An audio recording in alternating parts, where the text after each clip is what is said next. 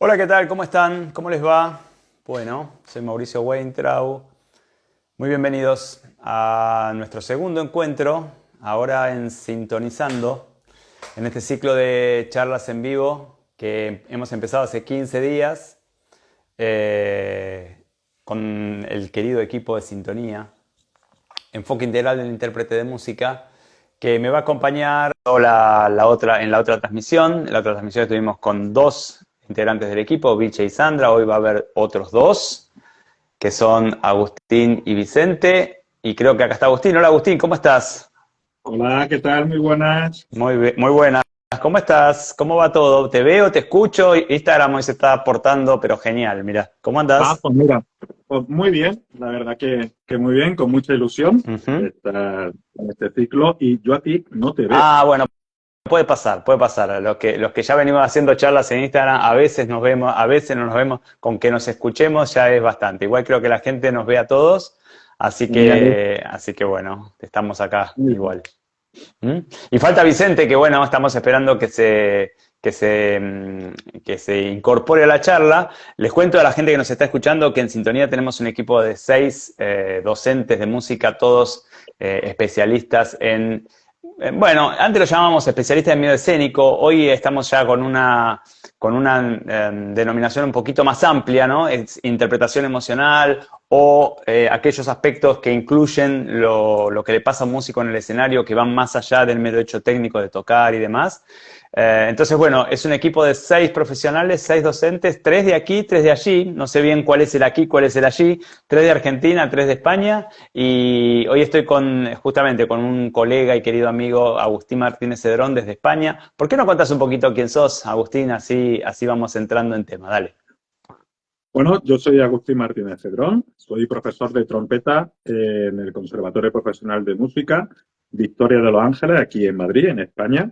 Y bueno, actualmente soy docente dentro de Sintonía y llevo con Mauricio y con esta mirada, pues, 6 años Más o menos, aproximadamente ya, ¿no? Sí, más o sí, menos, más o menos, sí. ¿no? Sí, Ujú. unos 6 años.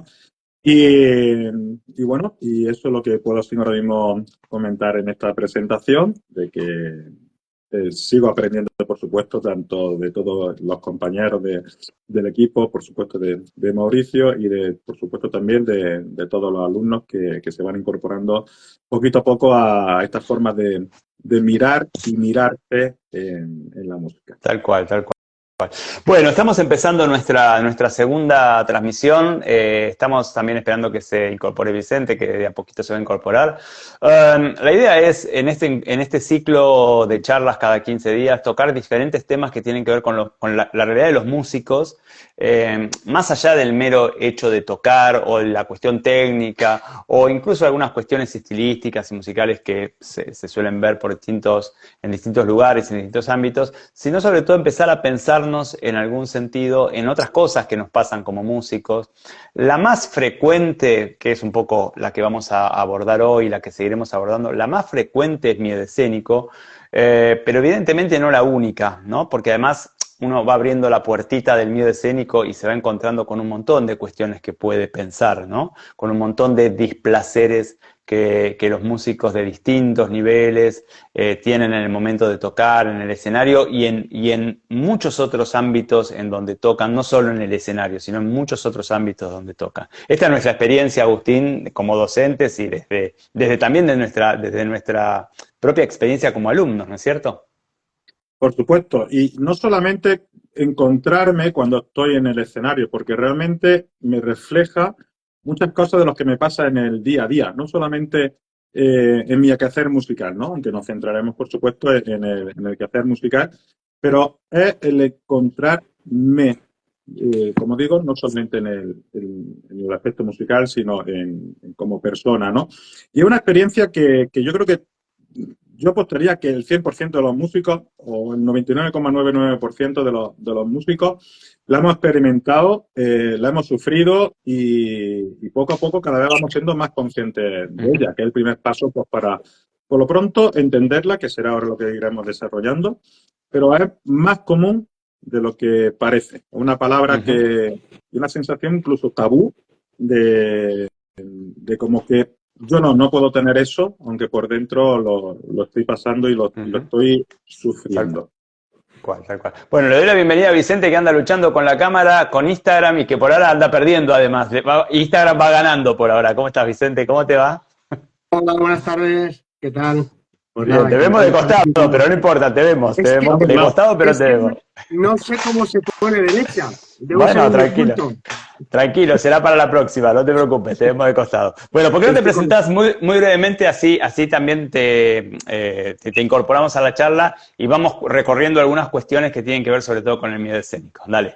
Bueno, pues nada, soy Vicente Alcaide Roldán, soy español, soy profesor de trompeta en el Conservatorio Profesional de Música de Jaén y bueno, llevo junto a Mauricio trabajando y formándome en esta mirada desde hace 4 años y medio ya.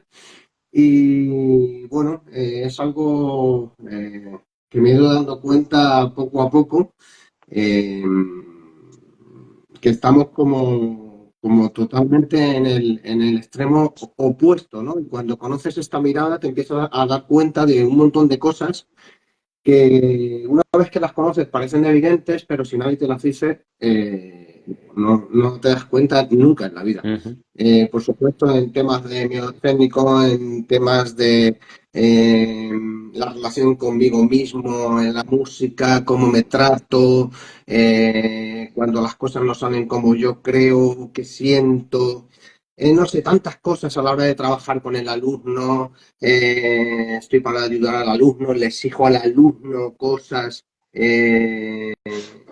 para que yo sentirme bien, no sé, tantas y tantas y tantas cosas que la verdad es que bueno, no, en cierto modo no, realmente me ha cambiado la manera, ya no solo profesional de ver la música, sino también a nivel personal la manera de vivir, ¿no? Ujú.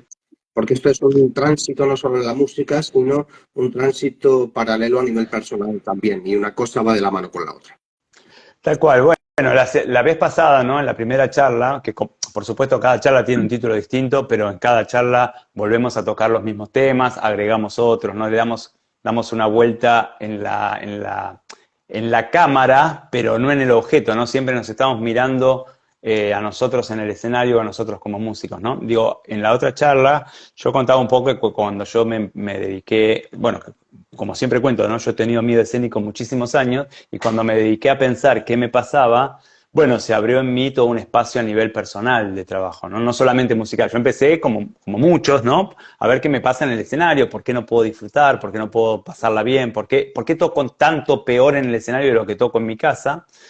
Y claro, cuando empecé a pensar todas estas cosas y a trabajarlo, obviamente con gente que me ayudara, se me fue abriendo un mundo porque me di cuenta que así como estaba en el escenario, estaba en muchos otros ámbitos de mi vida, ¿no? Y hoy vamos a pensar en el miedo escénico y lo primero que me importa decir es que, como decimos siempre, ¿no? ¿Cómo saber si tengo miedo escénico o no? Porque los músicos incluso tenemos tanta confusión a veces que no nos damos cuenta incluso que tenemos miedo escénico.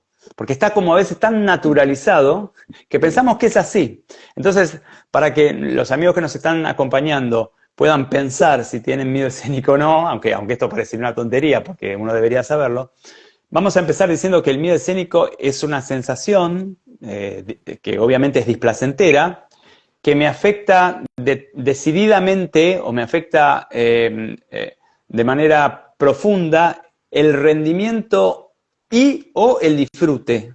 O sea, cualquiera de las dos puede estar afectadas. Porque a veces parece que si toco más o menos igual en el escenario que en mi casa, entonces no tengo miedo escénico, aunque la pase peor, o aunque la pase muy mal, o aunque no disfrute nada. No, el miedo escénico también a veces atenta contra el disfrute y no contra el rendimiento. O sea, en mi casa disfruto 8 y en el escenario disfruto 3. O en mi casa rindo 8 y en el escenario rindo 3. Digo, ahí tengo también miedo escénico. Y no es solo en el escenario, uno diría, es en cualquier situación donde otro me está mirando. Cuando hay alguien que me mira, si eso disminuye mi rendimiento y o mi disfrute, ya lo podemos incluir dentro del concepto de miedo escénico. ¿Y por qué es importante incluirlo dentro del concepto de miedo escénico? Porque ahí podemos empezar a trabajar. O sea, hay una manera de trabajar el miedo escénico. El miedo escénico se trabaja y se transforma. Uno cambia su manera de sentirse en el escenario a medida que puede trabajar lo que le pasa en el escenario. En el escenario, o como decía, en cualquier situación donde otra persona me está mirando. Y esto es importante porque el miedo escénico se suele ver en el escenario, pero cuando uno empieza a mirar cómo empezó, y en general, en casi todos los casos, los primeros síntomas de miedo escénico son la clase de instrumento. Y estoy hablando con dos compañeros que son los dos maestros de instrumento, y yo también lo he sido en su momento, ¿no? Supongo que comparten todos estos conceptos. Sí, yo creo que totalmente de acuerdo porque el miedo escénico no es solo en lo alto de un escenario, ¿no? Y no solamente en un momento puntual, ¿no? Puede ser en lo cotidiano de los martes de 5:30 a 6:30 que tengo la clase de trompeta Tal o tengo cual. la música de cámara. Tal cual. O cuando me pongo... Es que llega a ser momentos tan curiosos si nos observamos que es pensar que me está escuchando alguien en casa o me está escuchando el vecino. Exactamente. Es Exactamente. que llega un momento, sobre todo, es el observarse, ¿no? El observarse de por qué, incluso solo en casa, tengo esa sensación displacentera, eso es muy importante, no ni buena ni mala, no, sino displacentera, de que sin haber nadie, pienso que incluso hay alguien pues, que me da ese miedo escénico. Sí, yo me acuerdo, tal como decís, Agustín, yo me acuerdo que, a eso lo he contado algunas veces, ¿no? Yo cuando tenía 14, 15, 16, 17 años, iba a clase con un gran maestro de violín de Argentina, iba a clase los viernes a la mañana, ¿no? Y era el día temido el viernes. Bueno, primero iba los martes y después cambia los viernes, ¿no? Pero digo, el día de la clase era el día temido, ¿no? Digo, toda la semana en un punto giraba en función de cómo me iba en la clase, ¿no? Que ya es todo un tema, ¿no? Porque pensar en que en la clase me tiene que ir bien quiere decir pensar que yo tengo que tocar bien en la clase para que mi maestro me felicite. O sea, ya es como todo un tema pensar en la clase casi más como un examen que como una clase, ¿no? Y todo ese momento de la clase, o sea, uno lo mira en retrospectiva, ¿no? Lo miro desde ahora, desde todo todo el camino recorrido, y uno dice, pero claro, el día que me iba bien en la clase y que yo salía exultante, ¿no? Porque mi maestro me había dicho que le había gustado, porque mi maestro había estado contento, porque mi maestro había felicitado, lo que sea. O sea, ese día, igual, yo estaba completamente confundido en lo que era una clase. Porque ese día no era el día en donde yo más había aprendido, era el día en donde mi maestro más contento había quedado conmigo. O sea, ya la clase, la mejor clase que yo podía imaginarme, ya no era ninguna clase donde yo me llevara algo, era más bien una clase donde yo satisfacía a mi maestro. Y esto pasa mucho en las clases de instrumentos. Sí. Incluso, a lo mejor mi profesor está súper contento por aquí y yo estoy la peor clase que lo he pasado. Eso también puede pasar, tal cual. Eso también puede pasar, tal cual. Es curioso, ¿no? Sí. Es curioso, ¿no? Es curioso como que la sensación de uno es totalmente diferente a la que puede tener el frente, ¿no? Sí, Vicente, disculpe. Sí, no. Esto es algo que nos ha pasado a todos y aún lo seguimos viviendo nosotros como docentes, bueno, a veces incluso como profesionales también, ¿no?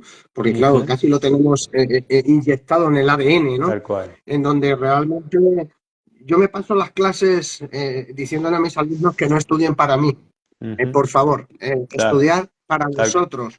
Porque todavía tienen la clase y cuando realmente no les salen las cosas como ellos creen, entonces les viene una sensación de que todo está mal. Y digo, no está mal. Precisamente quizás de la clase que más cosas te vas a llevar es donde tengo más cosas que decirte, no donde vienes a darme un concierto a clase, ¿no? Pero claro, todo esto empieza en casa. Si el alumno ya está estudiando en casa para ir a rendirle cuentas al profesor porque piensa que le debe algo, ya tenemos un problema. Tenemos un problema. Claro, esto luego se traslada al escenario y es la misma cuestión, exactamente lo mismo. Entonces, claro, que sí, que todo esto podemos decir que es lo que nos han enseñado, ¿vale? Pero por eso esta mirada nos aporta o sea, es muy disruptiva porque nos abre un camino de luz y bajo mi punto de vista es un gran camino de luz, porque funciona, Ujú. funciona. Cuando el alumno viene a clase con el objetivo de que le ayudes, de que realmente le aportes algo y simplemente trabajamos juntos y lo pasamos bien, empieza a ser algo saludable. Y yo invito a Sí, a todos los que están escuchándonos, que quizás muchos son músicos, ¿no? O los que nos van a escuchar, porque todas estas charlas quedan grabadas, quizás muchos son músicos, quizás muchos son músicos en formación. Bueno, después de la primera charla nos mandaron mensajes y mails músicos en formación preguntándonos algunas cosas. Yo invito a todo aquel que está escuchándonos y que quizás va a tomar clases de distinto nivel, en conservatorio inicial o en máster o en clase de posgrado, ¿no? O en masterclass. Invito a pensar, ¿para qué va la clase? O sea, ¿a qué considera una buena clase? O sea, ¿cuál es el objetivo que muchas veces no está consciente? ¿Cuál es el objetivo que tengo cuando voy a tocar en una clase? Estamos pensando, ni siquiera estamos pensando en un concierto, ¿eh? Y lo invito también a pensar, lo que yo tuve que pensar en un momento, que la clase en realidad, que es un espacio en donde yo voy a aprender algo, me voy a llevar algo, yo la pensaba, y mis maestros también muchas veces, pero sobre todo yo la pensaba, casi como un examen. O sea, la clase era un lugar para que el otro me pusiera una nota. Y claro, si la clase, que en general es un espacio por el cual uno paga, de alguna manera paga, aunque sea en un conservatorio público y paga a través de los impuestos, ¿no? Si la clase, que es un espacio donde yo pago para que me den un servicio, yo la utilizo para que el otro esté contento conmigo, bueno, claro, todo empieza a distorsionarse. Yo siempre doy el ejemplo de cuando llevo el auto al mecánico, ¿no? Imagínense que llevo el auto al mecánico para que el mecánico esté contento con mi auto. O sea, es como una completa locura esta cuestión en la que los músicos muchas veces somos educados. Y este es siempre el germen del miedo escénico. O sea, el miedo escénico en músicos, más allá de las cuestiones personales y familiares, el miedo escénico en músicos se empieza a generar en la clase de instrumento. O sea, es la clase de instrumento en donde por confusión, por error, no por maldad, por confusión de los docentes, de los que somos docentes y también de los alumnos, el músico empieza a confundirse y a pensar que él tiene que tocar para agradar a otro. Y de ahí va a tratar de agradar a otro cada vez que toque. sí, es curioso lo que ha comentado Vicente, que insiste mucho a sus alumnos, ¿no? Y realmente es una de las cosas que los que somos docentes y trabajamos desde esta mirada, es el gran descubrimiento, ¿no? De no toques para mí, ¿no? El no toques para mí. Y tenemos que tener en cuenta, o por lo menos desde mi experiencia, porque cuando un alumno empieza, tanto con Vicente como conmigo, empiezan con 8 años aproximadamente, hay ya una previa. Eso también tenemos que tenerlo en cuenta. Hay ya una previa de ese querer agradar al otro. Y es en el jardín de infancia, es querer agradar a mis profesores en primero de primaria, etcétera, etcétera. Y esa previa, yo creo que para el alumno es muy raro al principio, cuando dices, no, no, no, si aquí no tienes que tocar para mí. Aquí puedes ser tú, la clase de música es para que puedas ser tú. Y eso realmente es curioso, ¿no? Pues porque, como insisto, ¿no? Porque a mí me ha pasado luego en la primera audición del primer trimestre, que estamos hablando 2 meses y pico después de que un niño haya empezado una formación musical o las primeras clases de música, él está diciendo que están nerviosos porque tienen que tocar en la audición, ¿no? Y eso no se ha Sí, formado solamente en 2 meses que acabamos de conocernos es nosotros. que, Tú ya vienes con un vínculo es previo. que justamente, digamos, lo que pasa en la clase, a ver, lo que pasa en la clase después se me da en otros ámbitos. Mm, Por eso los docentes de música, tenemos tanto que mirarnos, ¿no? Digo, ¿cuánto yo disfruto del hecho de tocar? ¿Cuánto yo mm, yo docente, digo, cuánto yo disfruto del escenario? ¿Cuánto yo disfruto, cuánto yo me dedico el concierto a mí mismo? Digo, ¿cuánto yo trabajo para mí? ¿Cuánto yo hago de la música una actividad para mí propio disfrute y para mi propia conexión? Por supuesto que acá lo estamos charlando, ¿no? Pero por supuesto que para poder hacer esto, uno tiene que tener un montón de herramientas que tengan que ver con conocerme a mí mismo y también con cómo me vinculo con la obra, ¿no? ¿Cómo me vinculo con la obra? Digo, todo aquel músico que tiene miedo escénico, porque hoy el tema es ¿por qué teme el músico en el escenario? Todo aquel músico que tiene miedo escénico, en general tiene una vinculación con la obra que es, yo diría, superficial. O sea, lo único que le importa, o casi lo único que le importa, bueno, estoy hablando siempre de mí, ¿no? En mi etapa más de formación. Bueno, a mí lo único que me importaba, aunque nunca lo pensara así, era no equivocarme. O sea, no errar la nota, llegar hasta el final, que no tener una laguna en la memoria, no fallar. O sea, fíjense que, insisto, ¿no? En el mejor de los casos, la intención es completamente superficial, no tiene absolutamente nada que ver con disfrutar, con conectarme, con decir algo, no tiene absolutamente nada que ver con eso. Y eso también nos invita a pensar qué hacemos en la clase de instrumento, como alumnos y como docentes. ¿Cuánto nos interesamos por la obra, por lo que estamos tocando? ¿Y cuánto solamente estamos pensando en cuestiones más superficiales, ¿no es cierto? Sí, sí, totalmente, totalmente. Realmente uno se da cuenta que sí, toca obras, hemos tocado como alumnos obras, y, y llega un momento en que cuando entiendes esto te das cuenta que lo único que has hecho ha sido estudiar técnica, Ujú. pero en una obra. Tal cual, tal cual, Eh, tal y cual. evidentemente, bueno, evidentemente el objetivo era, pues lo que has dicho, tener resistencia, llegar bien al final y fallar lo menos posible y frasear según te habían dicho. Tal cual, Y, tal cual, y poco más, ¿no? Entonces, tal claro, cual, tal cual. cuando descubres todo lo que hay detrás del conocimiento de una obra a través de esta mirada, Exactamente, exactamente. trabajando pues todos los análisis que llevamos a cabo, que es todo muy profundo, y luego lo unes a la parte emocional, se te abre todo un mundo Ujú. que por otro lado no es que sea algo eh, que vas a llegar a lograr de hoy para mañana, sino que es todo un proceso de trabajo, de profundización, que a la vez tienes que ir haciendo también en ti Tal mismo. Es decir, cual. vuelvo a decir el paralelismo entre el desarrollo personal y el músico, ¿no?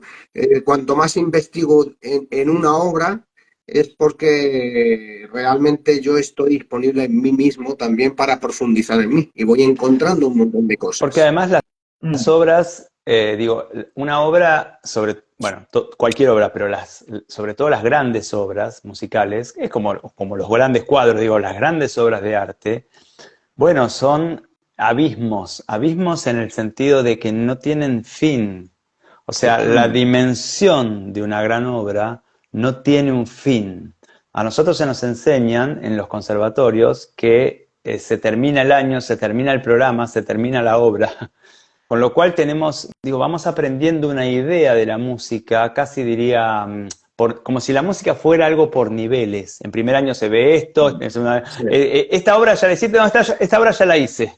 No, ya toqué el concierto, el doble concierto de Bach, ya lo toqué. Ahora vamos a un concierto de Mozart, ¿no? Bien, primero el concierto no, hablo como violinista, ¿no? Primero el concierto de Vivaldi, después el concierto de Bach, después el concierto de Mozart, después el concierto de, no sé, Beethoven, después el concierto...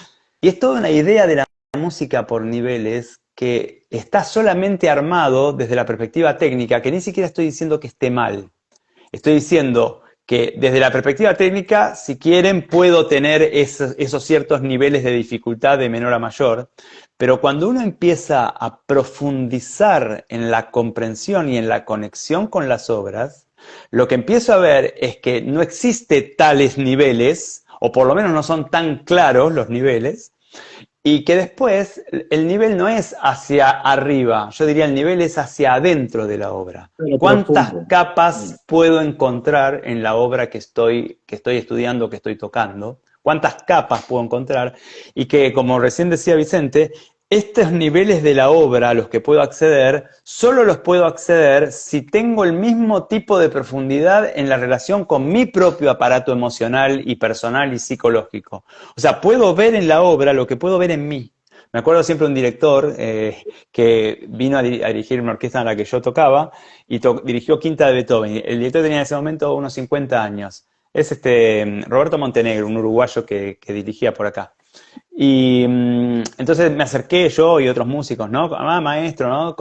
Dirigió muchas veces la quinta de Beethoven, tenía 50 años, dice, sí, la dirigí un montón de veces, siento que ahora la estoy empezando a entender. Claro, porque a los 50 años uno tiene una vida que me permite dimensionar en algún punto lo que es la quinta de Beethoven, en algún punto. Digo, a los 30 años no tengo esta vida. A los 20 tampoco, a los 15 tampoco. Entonces, digo, hay una dimensión de la complejidad humana en las obras a la que solo puedo acceder si yo encuentro en mí esa complejidad y sobre todo si me interesa buscarlo como movimiento de interpretación. ¿Qué es interpretar? ¿Para qué interpretamos? Estas son las preguntas que nos hacemos todo el tiempo aquí en Sintonía.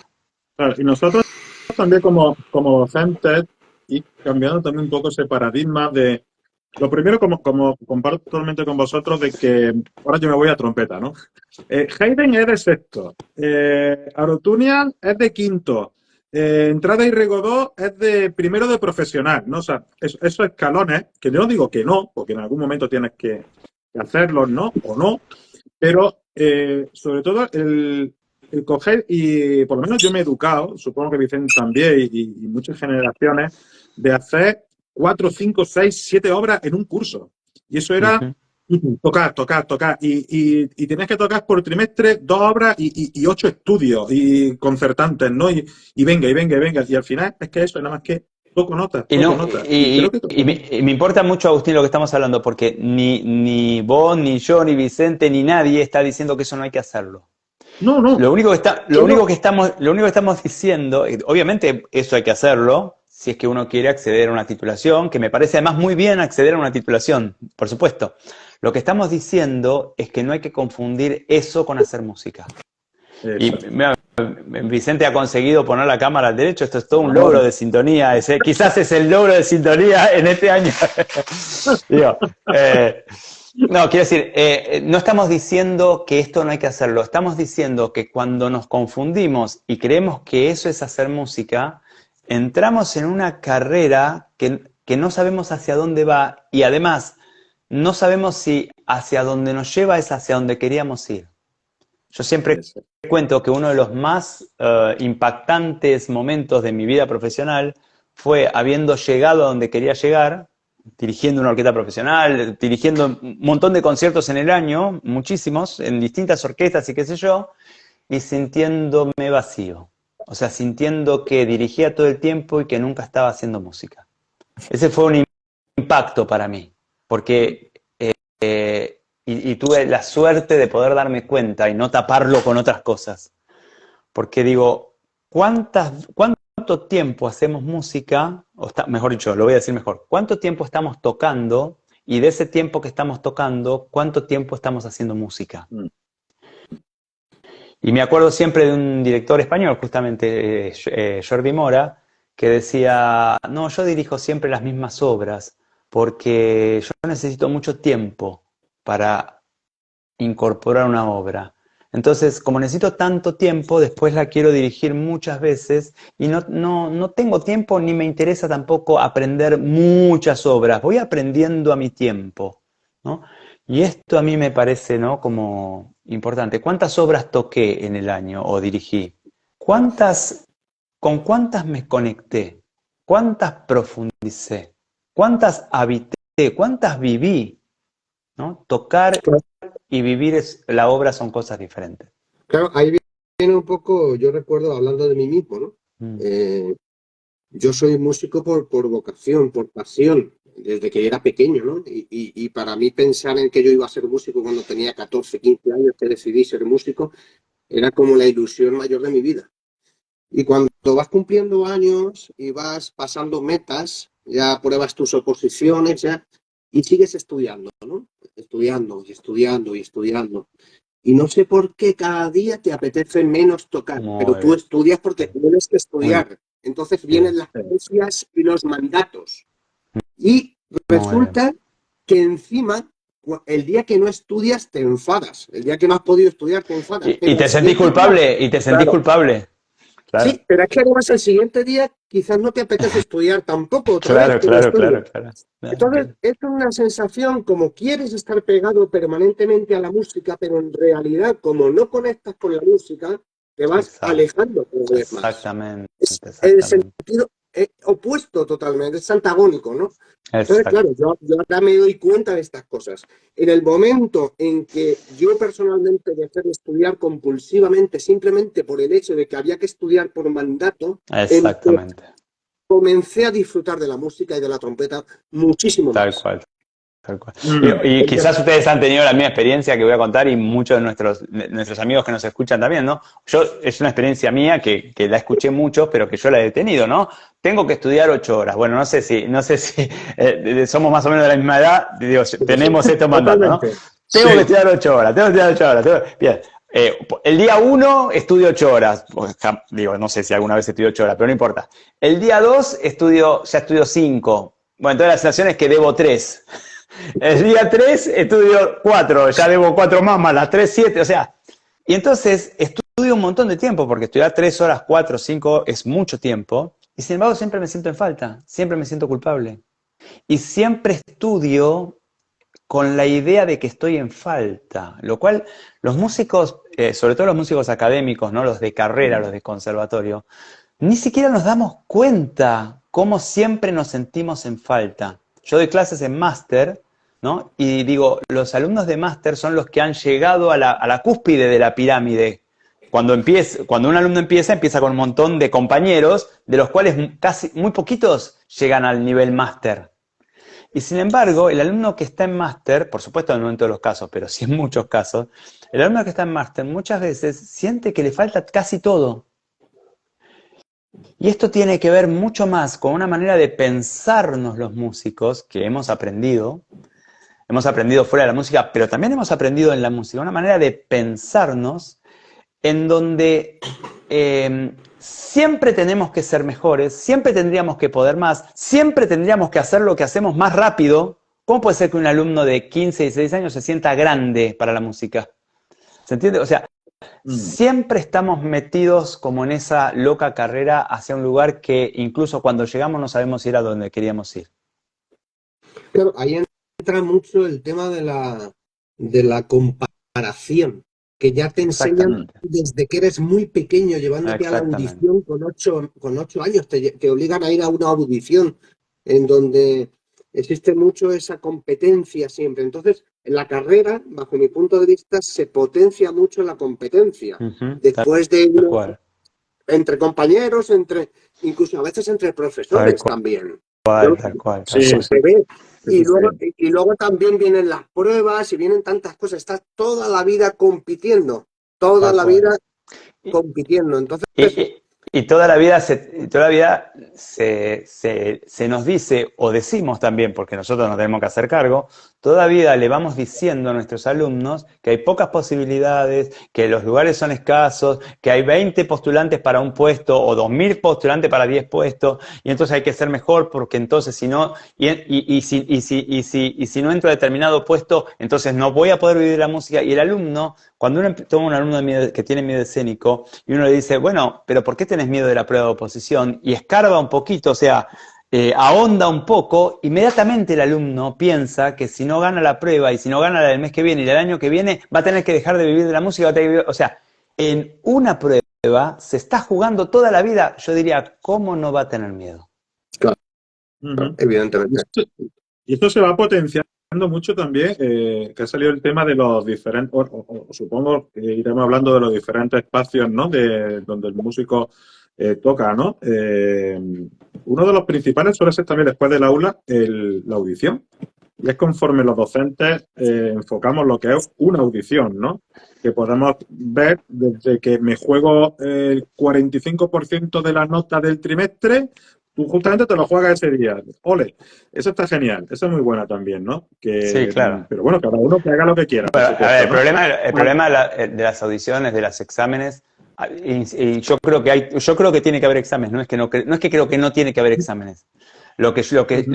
lo que sí es inconcebible es que el alumno esté estudiando un año para ver qué nota se saca en diciembre o en julio, en el que sea. Digo, o sea, lo que sí es inconcebible es que la nota del examen determine si el año fue un año de crecimiento o no. O sea, a mí me parece bien que el jurado ponga una nota. Lo que me parece inconcebible es que el alumno toque para que el jurado le ponga una nota. Ya. Y que entonces se pierda la experiencia maravillosa de hacer música.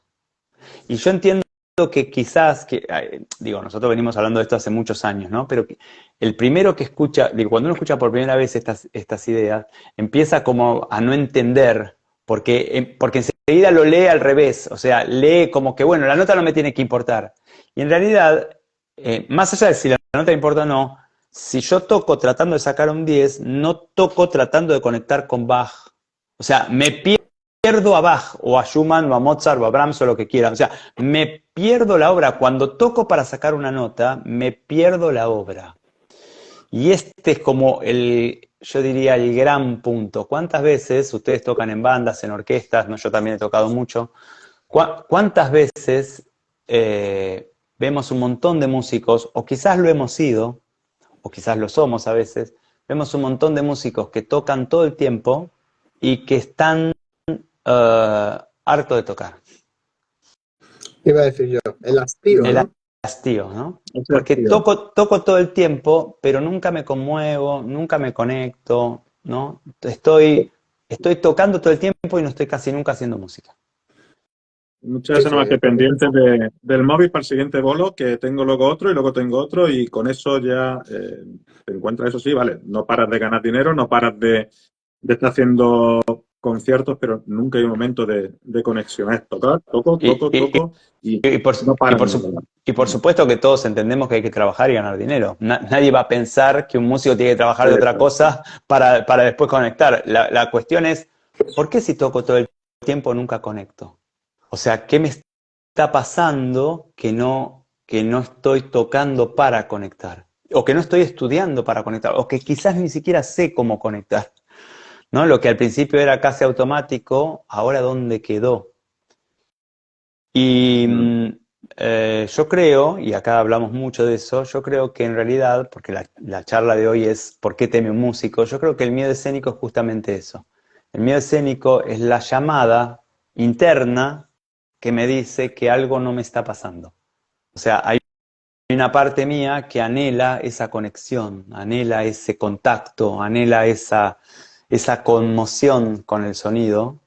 Y como yo la obligo a tocar todo el tiempo, pero no para que conecte, sino para otra cosa, esta parte mía me cuenta, me expresa de alguna manera que no se siente bien.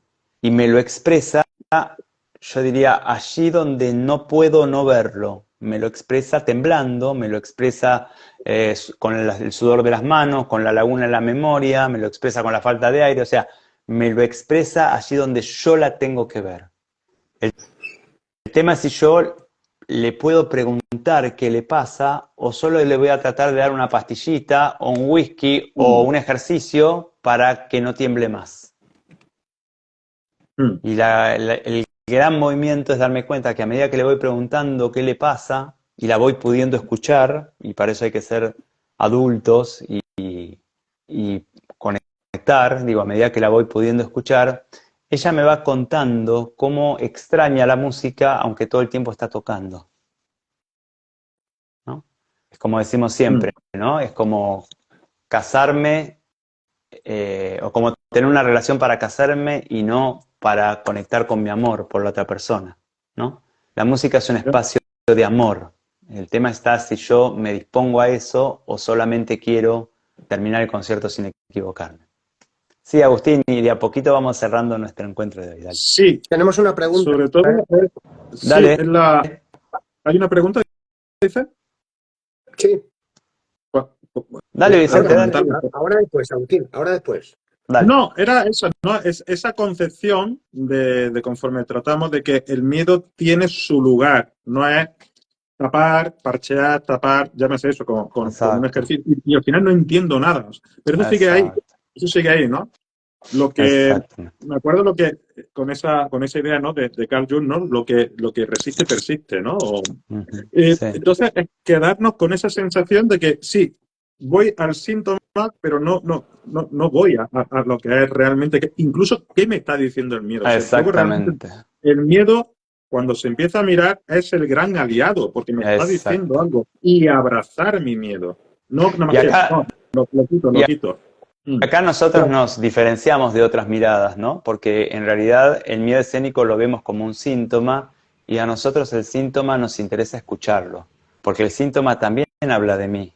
Cuando solo me interesa que el síntoma desaparezca, entonces es como que no me interesa lo que tiene para decirme, es como si el síntoma fuera algo en contra de mí, pero el síntoma no es Mm. en contra de mí, la mano que tiembla es mía, la mano que tiembla Mm. es una parte mía, entonces si yo quiero sacar el temblor, saco un mensaje que la mano me está diciendo a mí. Y acá es cuando a Mm. nosotros nos importa escuchar al síntoma, confiando y además sabiendo, porque lo vemos todo el tiempo en nuestros alumnos y en nosotros mismos, confiando y sabiendo que a medida que lo vamos escuchando y lo vamos atendiendo, el síntoma empieza a disolverse. Si querés vamos a Mm. hacer la pregunta, Vicente, y ya después vamos a cerrar. Dale. Si la Eh, tenés ahí. sí, nos pregunta Sandra Antonucci, ¿cómo trabajas con un alumno de miedo escénico? Bueno, trabajamos mucho con el medio escénico. Nosotros, a ver, en Sintonía básicamente trabajamos en clases individuales y trabajamos también en clases grupales. ¿Sí? Tenemos grupos de medio escénico con alumnos, de músicos de distintos niveles, distintos momentos de la formación y en muchos casos también profesionales.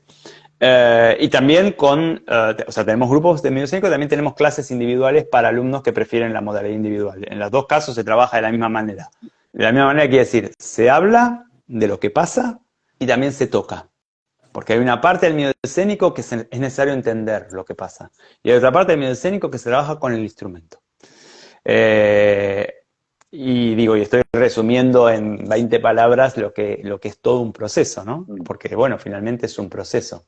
La transformación del miedo escénico es un proceso. Bueno, me parece que estamos llegando al final. Quiero decirles a todos que nos pueden contactar en el mail que tienen en el título de la charla, que es sintonía.email@gmail.com. Como les acabo de decir, tenemos clases individuales, tenemos clases grupales de miedo escénico. Nos pueden consultar al mail. Por supuesto, también pueden mandarnos un comentario en Instagram o donde lo vean, que nosotros siempre lo estamos chequeando y contestando. Y también tenemos nuestra formación en interpretación emocional, que empezó en marzo, pero durante marzo quien quiera agregarse se puede agregar. Tenemos todas las clases grabadas, la formación y todas las clases son por Zoom o por videollamada de WhatsApp, es decir, son a través de la virtualidad. Entonces cualquier persona de cualquier lugar del mundo nos puede consultar y puede estar interesada y acercarse a nuestros espacios. Nos encanta hacer esto que hacemos porque, bueno, es nuestro aporte, nuestro granito de arena, ¿no? Para que, como siempre decimos, ¿no? Con Vicente Agustín y con todo el equipo hablamos mucho de estas cosas. Es como tratar de que otros músicos no tengan que pasar tanto por lo que muchos de nosotros pasamos, ¿no? No es necesario sufrir, ¿no? No es necesario pasarla mal. Uno puede aprender a pasarla mejor. Bueno, no sé si quieren agregar algo más y ya vamos cerrando. Voy a hacer como, bueno, ustedes ya me conocen. Vamos a hacer la vueltita, ¿sí? Agustín, algo para cerrar nuestra charla. Pues mira, me estaba acordando justamente de una cosa muy rápida, un ejemplo que me llamó mucho la atención cuando empecé a trabajar todo esto, y es con el ejemplo que ponía Norberto Levin, ¿no? De que cuando sale en un panel del coche, cuando estamos conduciendo, se enciende una luz roja y siempre estamos acostumbrados a tapar la luz, a no mirar la luz. Y encima echarle la culpa a la luz, en vez de coger Exactamente. y preguntarnos qué me está diciendo esa luz, qué me está diciendo el miedo. Lo tapo, lo parcheo, busco la solución rápida, pero nunca me paro a darme cuenta que la luz está ahí para algo, no por algo, Tal cual, para algo. tal cual, tal cual. Vicente. Pues bueno, se me viene, hay tantas cosas, pero bueno, se me viene a la cabeza dónde fui yo hiperexigido, allí donde hiperexijo a mi alumno. Tal cual, tal cual. Es para pensar. Tal cual, tal cual. Uh-huh.